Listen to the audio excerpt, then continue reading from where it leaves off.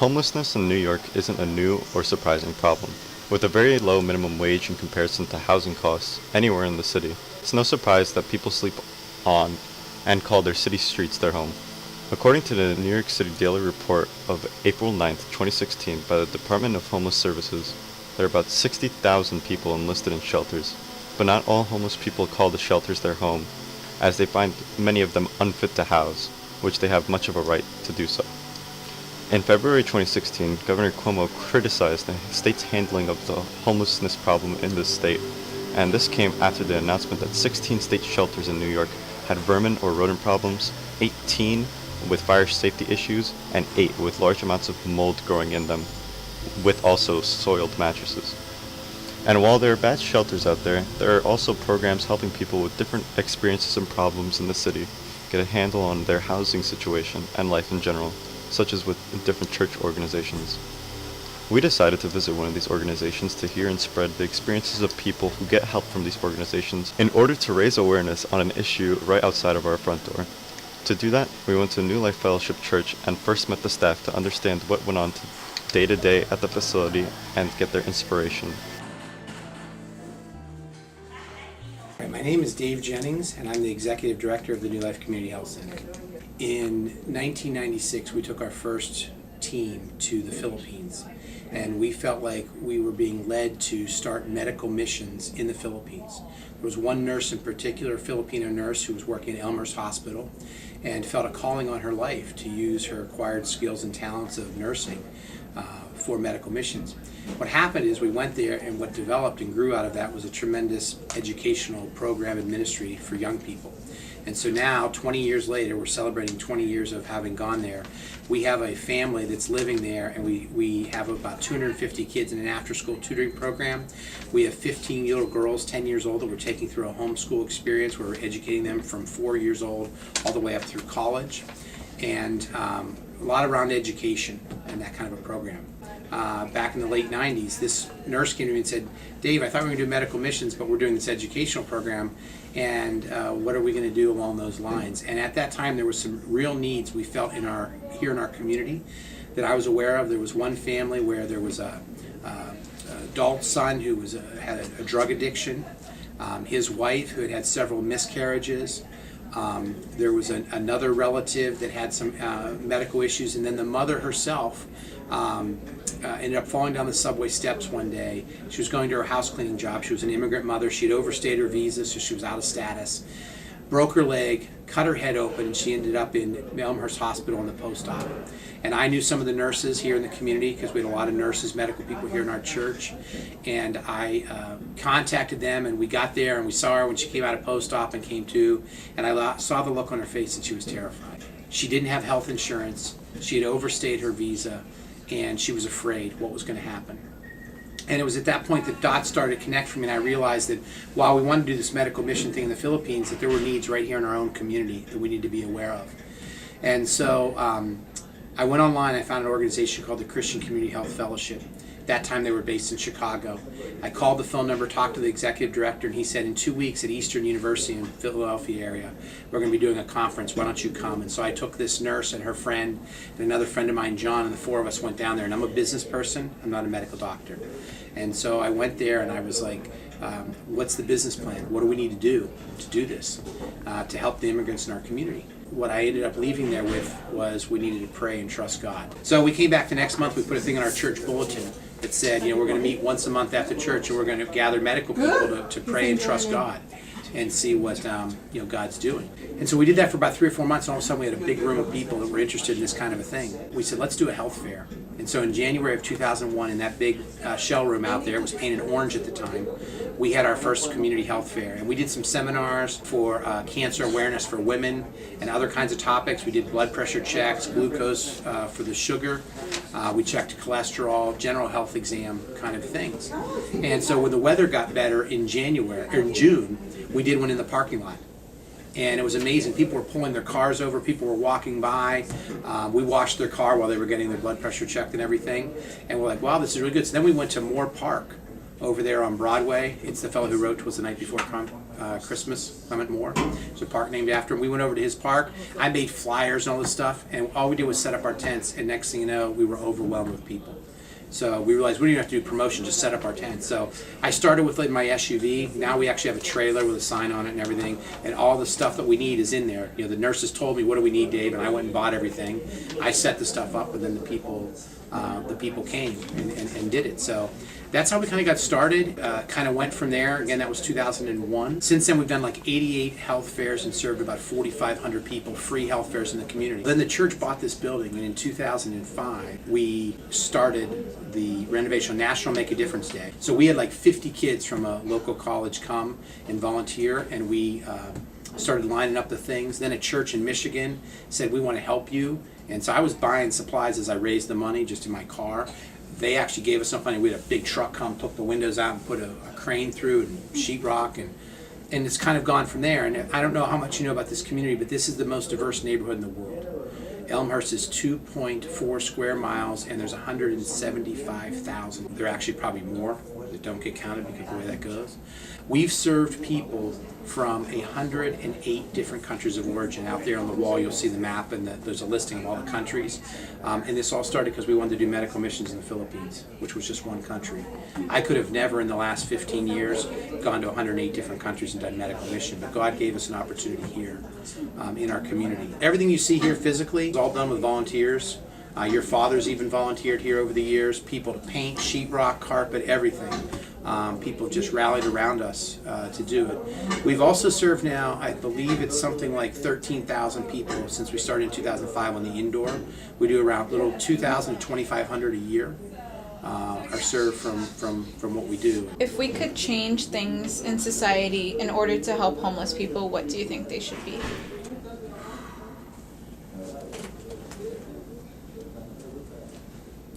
I think we need a lot more compassion. I believe in the Christian faith. That's you know Jesus changed my life. And Jesus was about compassion and love. He was not a judgmental person. He saw people's needs. He saw their hearts. As I've gotten to know people in this community, we're all pretty much the same. We all bleed red. We all shed tears. We all have hearts that have been banged up a little bit from life. We all have dreams and aspirations. We have hopes. And I think we need a more loving, compassion, understanding for others. How do you think people react to homelessness and why? Well, I think a lot of people, it's like anything we don't know, we tend to be afraid of. Mm-hmm. And so I think a lot of people think of homeless and they assume, well, they're all going to rob me. You know, they're going to hurt me. A lot of these people have tremendous stories, very gifted people. It's just life circumstances have knocked them the wrong way and they ended up where they are. So I think there's a lot of fear just because it's unknown. Okay, can you talk a little bit about this church and the initiatives and how you help the homeless? The Health Care Center has been here since 10 years.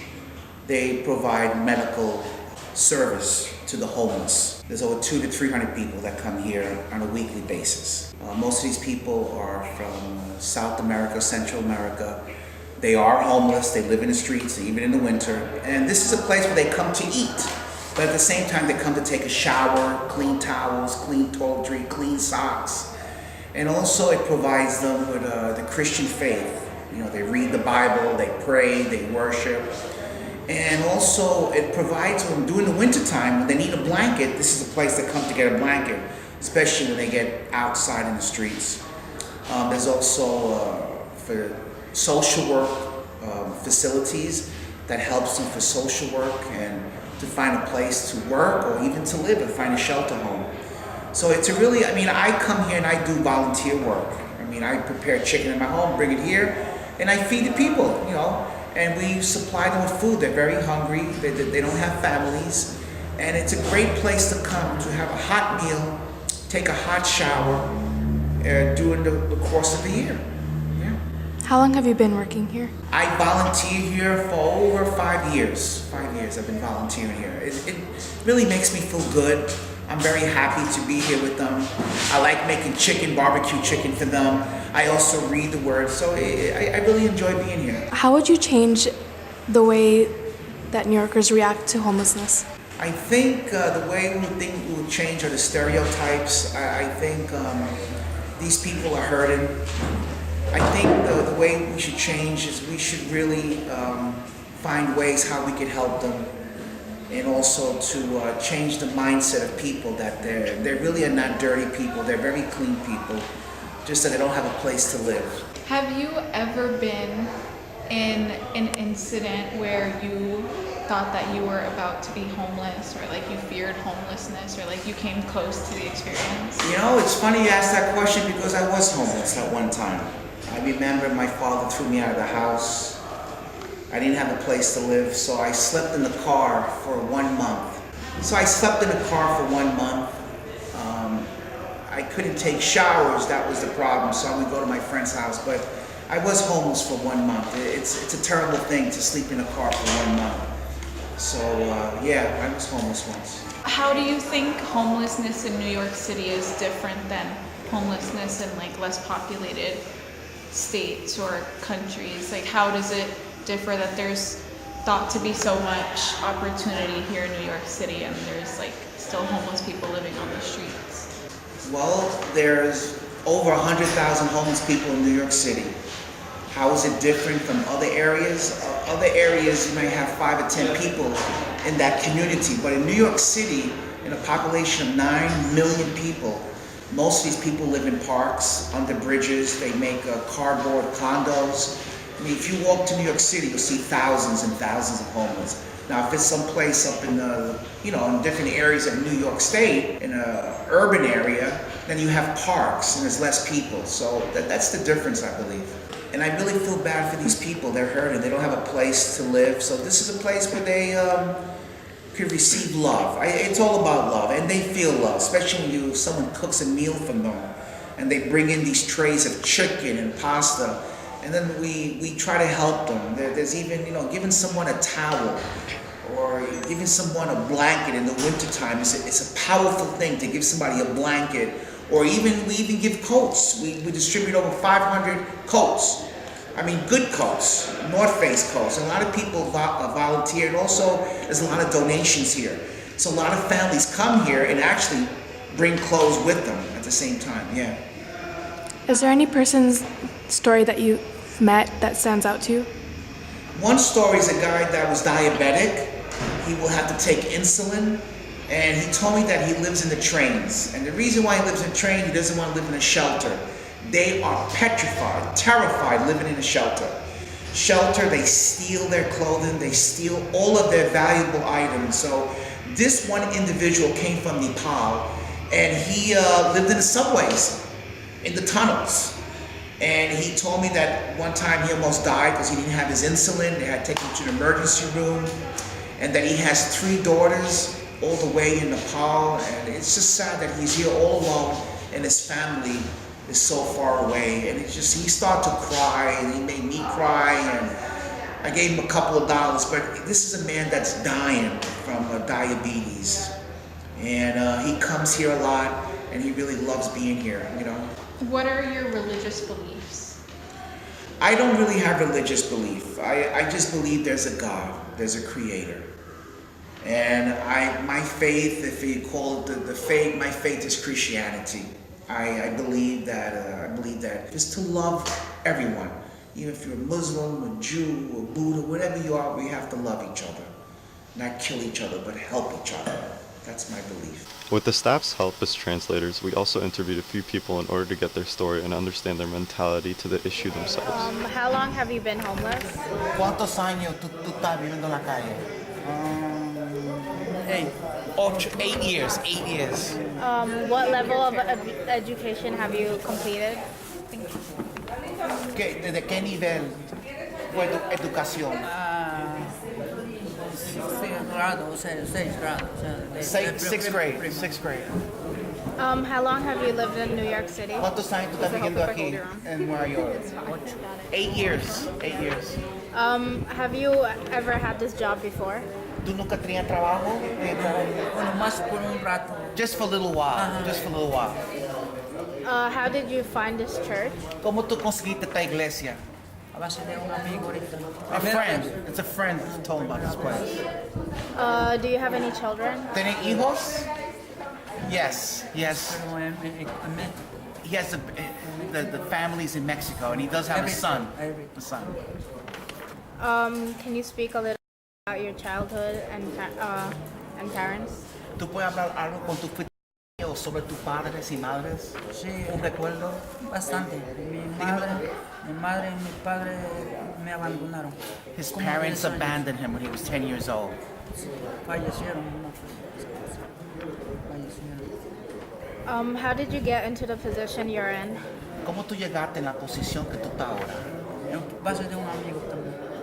No, pero la posición que tú estás en la calle, ¿cómo tú llegaste así? Ahora mismo acabo de llegar ahora mismo, primera vez por un amigo que me invitó a venir a la reunión esta mañana. Pero ¿cómo tú llegaste en la posición que tú vives en la calle? No que tú estás aquí. ¿Cómo tú llegaste a ese punto? En la calle me ¿Cómo? encontré con mi amigo, Pero ¿cómo tú llegaste en la calle?